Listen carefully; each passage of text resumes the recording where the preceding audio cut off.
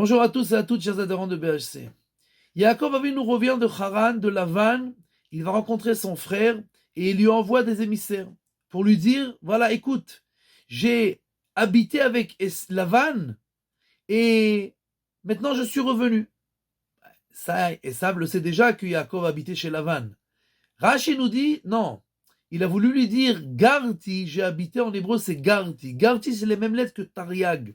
C'est-à-dire, j'ai habité chez Lavan et j'ai gardé les 613 mitzvot. Tariag, en valeur numérique, c'est 613. Donc, j'ai habité et j'ai gardé les 613 mitzvot. Qu'est-ce que Esav a à faire que Yaakov a gardé les 613 mitzvot chez Lavan? C'est peut-être une raison encore plus pour lui, pour le tuer, puisque Esav n'était pas exactement injuste, qui était très attentionné des mitzvot. Deuxième question. Dans la paracha de la semaine prochaine, nous allons voir que les frères vont vouloir tuer Yosef parce qu'il a reçu un pyjama, une tunique rayée, qui était à l'époque un pyjama. Pour ça, ils sont prêts à le tuer. Et cette semaine-là, quand Yaakov va rencontrer son frère, alors il a peur de la guerre. Et il met ses enfants devant de la chair à canon, et Yosef, le chouchou, le préféré, on le met derrière. Et nous n'avons vu nulle part que les frères ont été jaloux, qui ont voulu le tuer pour ça. Pour ça, non. Mais pour une tunique, oui. Qu'est-ce qui se passe? Pourquoi cette chose-là d'avoir mis les frères devant n'était pas pour eux un affront et ce n'était pas pour eux une raison d'être jaloux de Yosef?